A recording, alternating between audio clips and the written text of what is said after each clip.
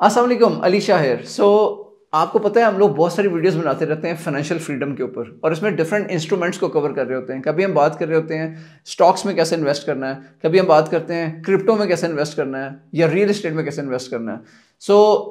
मेरे साथ कुछ मेरे कोलीग्स मौजूद हैं ऑफिस में, और इनके साथ कल गपशप लग रही थी। आजकल आपको पता है कि हर कोई किसी को बिटकॉइन का बुखार चढ़ा हुआ है। बिटकॉइन अपनी ऑल टाइम हाई बना रहा है, बल्कि पिछली ऑल टाइम हाई जो वैल्यू थी उसको क्रॉस कर गया और $73,000 तक पहुंच गया। तो लग रहा है कि चूंकि इसकी हाविंग आ रही है तो इसने बहुत ऊपर जाना है। अब हर बंदा इस चलती हुई गाड़ी में छलांग मार के सवार होना चाह रहा है। उनको मैं ये बताना चाह रहा हूँ कि प्रॉब्लम क्या होती है कि लोग बेसिक्स नहीं समझते और अंधाधुंध चलती हुई गाड़ी में छलांग लगा देते हैं और अपना नुकसान कर बैठते हैं। हम ये नहीं चाहते कि आपका लाखों का, करोड़ों का, जो भी आपकी जमा पूंजी है उसका नुकसान हो जाए। इस आज की वीडियो का मकसद ये है बेसिक जुबान में बिटकॉइन को एक्सप्लेन करना, क्रिप्टो को एक्सप्लेन करना through the question answer session. तो हम एक क्वेश्चन आंसर सेशन करने जा रहे हैं अपने दोस्तों के साथ। तो मेरे साथ मौजूद हैं सिकंदर, फजल, तरीम और हमजा। तो इनके साथ मिलकर हम गपशप मारते हैं कि बिटकॉइन क्या चीज़ है, क्रिप्टो क्या चीज़ है, और इनके क्वेश्चन आंसर, बेसिकली क्वेश्चन लेते हैं, मैं उनके आंसर करूंगा। Why you need to understand the background is very important. मेरे ख्याल में आप लोग ना चीज़ों को ऊपर ऊपर से समझ के उसके अंदर एंट्री मारना चाह रहे हैं। आप कहते हैं यार क्विक फिक्स बता दो, ऊपर ऊपर से बता दो। मैं ऊपर से नहीं बताऊंगा, मैं आपको डिटेल में लेके जाऊंगा, क्योंकि आपको समझना जरूरी है। क्योंकि आप लोग जिस स्टेज में पहुंच चुके हैं, आप लोग अक्सर लोग हम में से शॉर्ट टर्म मनी मेकर्स हैं। क्यों डबल शाह के हाथ में चढ़ते हैं? जल्दी से बता दे कि यार हमारे पैसे कितने बनेंगे, जल्दी बता के तेरा चूरन बेच रहा है और इस चूरन के पैसे कितने, मैं कितने लगाऊं तो कितने दिनों में डबल हो जाएंगे। घर घर में इस वक्त लॉसेस की सक्सेस स्टोरीज हैं कि फलाने बंदे ने 5 लाख गवाया बिटकॉइन में लगा के, क्रिप्टो में लगा के। कई लोग बताते हैं, हमारी एक डिजाइनर है वो कहती है मेरे भाई ने क्रिप्टो में डील करता सारा पैसा गवा दिया। क्यों होता है ऐसा? क्योंकि हम लोग शॉर्ट टर्म थिंकर हैं। हमें जल्दी से बता दो यार हमारा टाइम बड़ा कीमती है। बड़े ही सफाई से कोई भी स्कैमर आपके पैसे आपसे छीन के ले जाएगा। तो सबसे पहली चीज जो है ना, वो कहा जाता है ना, जो है वो भी खो सकता है। जो आप लोगों ने थोड़ा बहुत बनाया पैसा वो भी खो सकता है, उसको एड्रेस करना लाजमी है। Now ask me the first question. अच्छा जी, ये सारे आजकल बिटकॉइन की बातें कर रहे हैं, ये तो बताएं ये बिटकॉइन क्या बला है, क्या है, क्या इसके पीछे क्या कहानी है? अब मैं थोड़ा सा ना जल्दी से मैं कवर कर दूं इसकी बेसिक्स।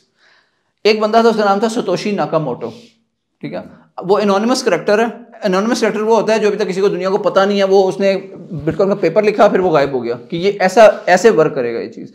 उसने बैंकिंग सिस्टम के मुकाबले में आपको एक अल्टरनेटिव सिस्टम दिया, एक ऐसा सिस्टम जो बैंकिंग सिस्टम को बाईपास कर देता है। और उसने आपके हाथ में एक ऐसा टूल दे दिया जिसके थ्रू आप अपने पैसे सेव कर सकते हैं अपने पास, लेकिन कैश में नहीं, क्योंकि कैश करेंसी आपको पता है पाकिस्तान की कितनी बुरी तरह नीचे को जा रही है। तो आपके पास एक ऐसा टूल है, आप समझेंगे आपकी जेब में एक ऐसा वॉलेट है जो जिसमें चीज़ें अप्रिशिएट हो रही हैं। क्रिप्टो करेंसी एक ऐसी करेंसी होती है, बिटकॉइन एक ऐसी डिजिटल करेंसी है जो वक्त के साथ साथ अप्रिशिएट हो रही है। आप ये सुनना चाहेंगे कि एक बिटकॉइन या एक बंदे ने अगर $1,000 लगाए थे 2011 में बिटकॉइन में, क्योंकि 2009 में ये स्टार्ट हुआ था, तो 2011 में जो वैल्यू थी बिटकॉइन की, उसने $1,000 लगाए हो। फर्स्ट करो तुमने $1,000 लगाए होते बिटकॉइन, तुम्हारे ख्याल में अब उसकी क्या वैल्यू होनी थी? गैस करो कोई, क्या वैल्यू हो सकती है? $10,000। आप $10,000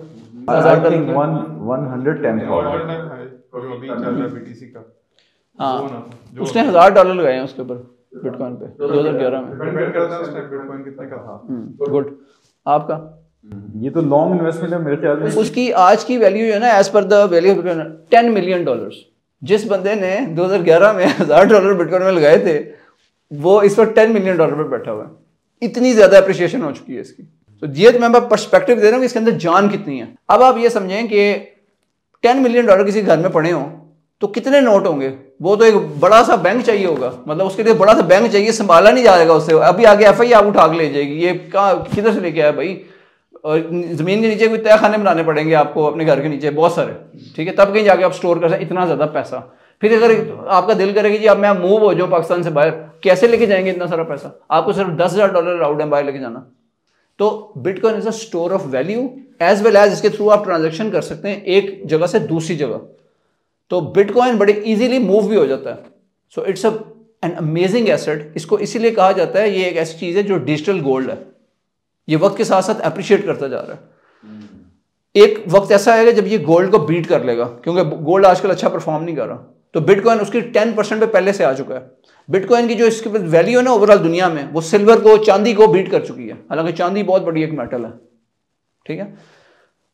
तो दो चीजें क्लियर करना चाह रहा हूं, एक ये कि जो बिटकॉइन है उसके अंदर आप स्टोर कर सकते हैं वैल्यू, $10 मिलियन तक स्टोर हो सकते हैं, इससे भी ऊपर स्टोर हो सकता है, ठीक है ना।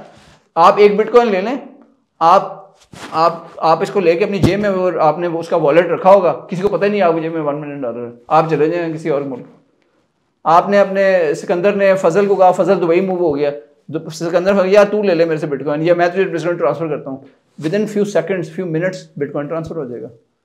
तो लेके नहीं जाना पड़ेगा सिकंदर को, वहां पे एयरपोर्ट पे पकड़ा नहीं जाएगा। तो ये चीजें जो ना, इसकी पावर है।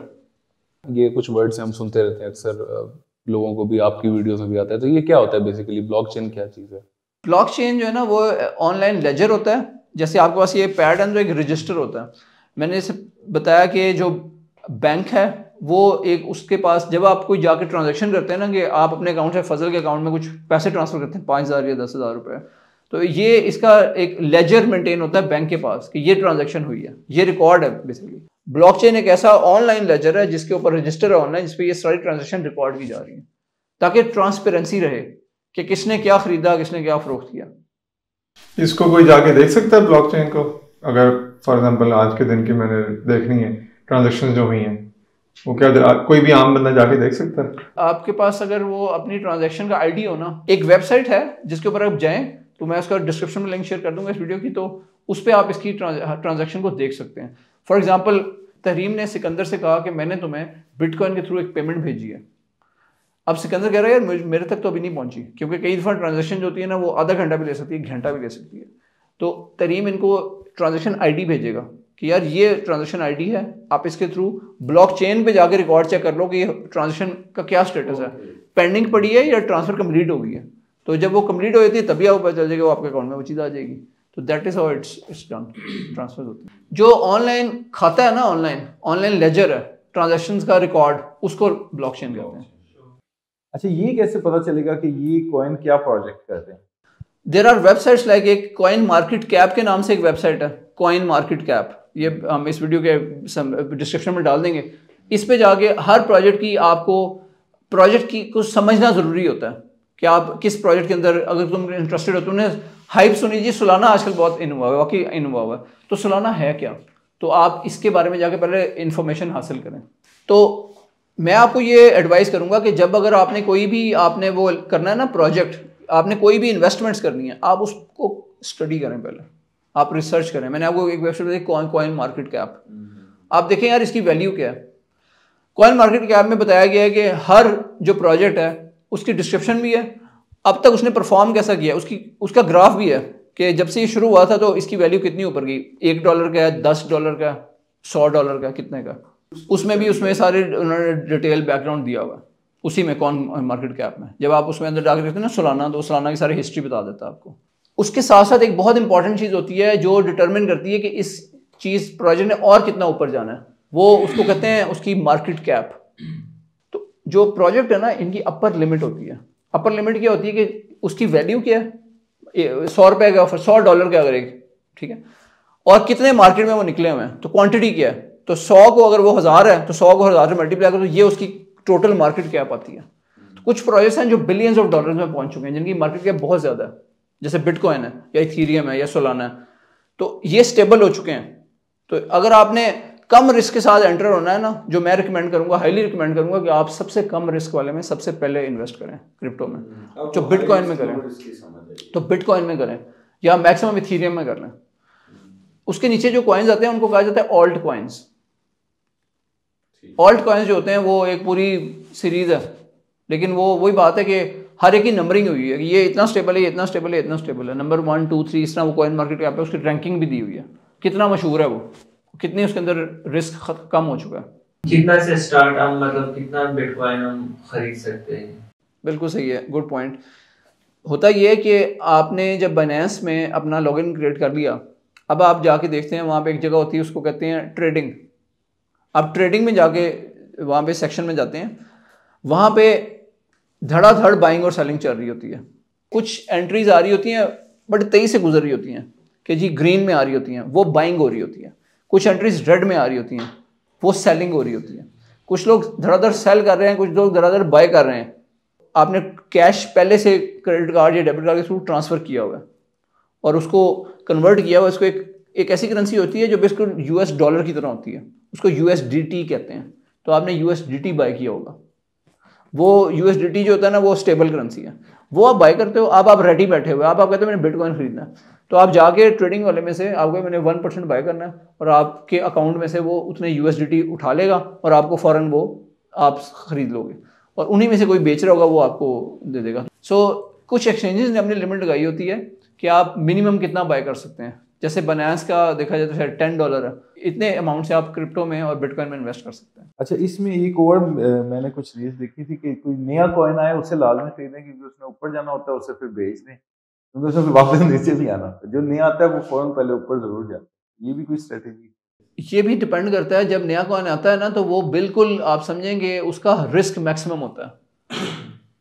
अब एक नया बंदे को आप लोग, मैं तुम्हें स्ट्रिक्टली मना करूंगा कि आप किसी नई चीज़ में हाथ ना डालें। जैसे कहते हैं ना, फाइनेंशियल आपकी जो लिमिट्स हैं और आपके पास जो फंड्स हैं वो महदूद हैं, ऐसे ही है, लामहदूद फंड्स तो नहीं है ना।